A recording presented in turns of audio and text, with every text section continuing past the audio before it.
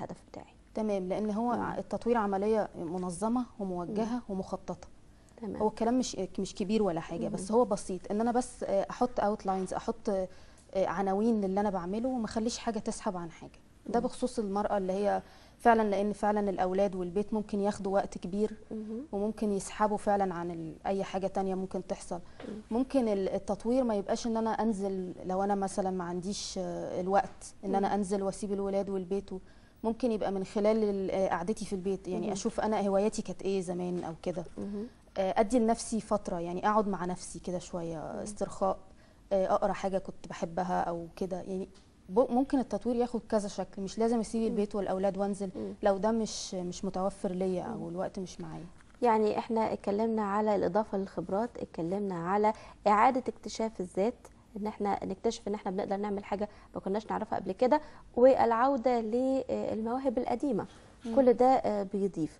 طيب التطوير ده محصلته النهائيه على السيده اللي بتقوم بيه ايه؟ محصلته النهائيه بقى اهم حاجه ان انت لما بتحطي اهداف عندك، حتى لو حققتي حاجه صغيره غير الكبيره قبل ما اوصل للهدف الكبير، بتديكي ثقه في نفسك. تمام. بتحسي ان انت انا على الطريق، تيجي كده علامات ساينز كده من عند ربنا، حتى لو الهدف الكبير ما وصلتيلوش. حاجات الاهداف الصغيره دي لما بتتحقق، عائدها عليا او على اي حد بيبقى ثقه في النفس. يعني حاجه على حاجه كده. معنى كده ان احنا مش المفروض ان احنا نرسم اهداف عريضه قوي، لا، نعمل خطط مرحليه وصولا الى الهدف، بحيث ان احنا كل ما نقضي حاجه نحس ان احنا عملنا حاجه كويسه. بالظبط. وبعديها علشان لما نلاقي نفسنا لسه برضو ما حققناش ما يجيلناش اكتئاب ويأس. بالظبط. وده هنا جبتيني لحته الفرق بين الحلم والهدف. تمام. الحلم حاجه يعني حد قاعد كده باصص في السماء، يعني هو حاجه كويسه ان يبقى عندك حلم. بس الحلم حاجه بعد الهدف. يعني انت ممكن يبقى عندك الهدف ده حاجه قريبه شويه، الحلم حاجه قبليه، بس ما ينفعش اقعد احلم من غير ما يبقى عندي خطوات للي انا رايحاه. طيب يعني انت عارفه طبعا انه امكانيات الناس مختلفه. تمام. ومش علشان حد جنبنا عنده قدره معينه يبقى احنا ممكن مع اي عدد من الخبرات ومن الدراسه ومن المجهود يبقى عندنا نفس القدره اللي عنده، لان في الاخر ربنا مقسم المواهب.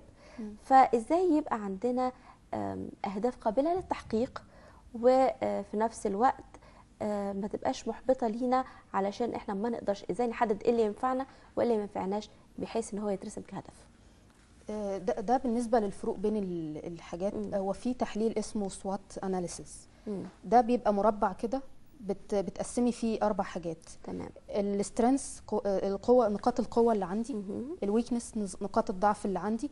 الاوبورتيونيتيز اللي هي الحاجات القابله للتحقيق، الفرص. الفرص اللي قدامي. الثريتس اللي هي الحاجات، التهديدات او العوائق اللي انا دي بنعملها ليه؟ بنعملها علشان اللي حضرتك قلتي عليه، الفروق. يعني انا نقاط القوه اللي عندي غير اللي عندها، غير اللي عند حضرتك. نقاط الضعف، كل ده يعني ده كله بيندرج تحت الوعي بالذات. ده يعني هعرف بالظبط ايه الفرق بيني وبين صحابي او بين حد قريب مني، وعلى اساسه هحدد انا عايزه ايه. بناء على ذلك كل سيده او انسه تقعد مع نفسها وتبتدي تفكر، والله انا بعرف اعمل ايه، انا ناقصني ايه، وممكن اوصل له ازاي، والمجهود اللي هيترتب عليه وده هياخد من وقت ايه تاني، وتقعد تحسبها حسبه كده وتشوف هي مميزه بايه مش موجود عند غيرها، تركز عليه، تشوف ايه اللي ناقصها بحيث ان هي تظبطه. يعني فكره ان الناس تاخد فرصه انها تفكر في مستقبلها. تمام. ونمسك ورقه وقلم، يعني يعني نرسم كده نشوف ايه. مش صعبه ان شاء الله. ليه دايما بيقترن تطوير المرأة، تطوير ذات المرأة، بتطوير شكلها الخارجي؟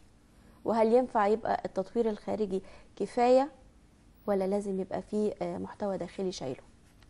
بصي، هو انا فاهمه سؤالك، بس هنيجي عند اللي بتطور من بره بس. مش هنحبطها، دي حاجه هايله انها عملت كده. تمام. لكن طبعا المطلوب، احنا طماعين، احنا عايزين اكتر. عايزين اكتر. يعني اصلا وانس ان هي فكرت تطور من شكلها الخارجي كده، يبقى هي عارفه، يعني هي عارفه، عندها وعي ما. عندها وعي ما ان هي عايزه ايه. وانا في تقديري ان لازم يبقى في ربط بين الاثنين، لان اللي مهندم ومتظبط من بره بيبقى غالبا محدش يضمن المرور بقى.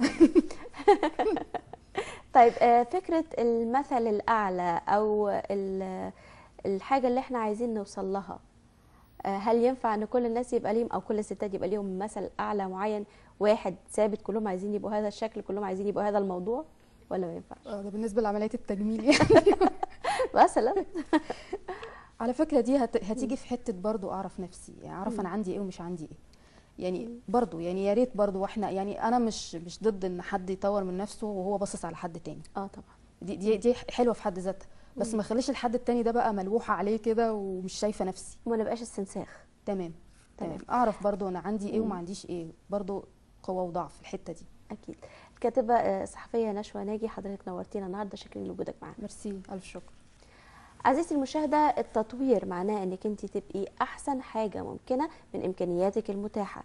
ازاي انك انت تبقي صوره لحد تاني حتى لو كان كويس جدا، فده مش اضافه ليكي، انما ده بينقص منك كتير. حاولي انك انت تبقي احسن فيما يتعلق بيكي انت شخصيا. كده خلصت هذه الفقره، وهنخرج فقره سريعه جدا، فاصل سريع ونعود. معانا هند هتكلمنا في موضوع شديد الاهميه.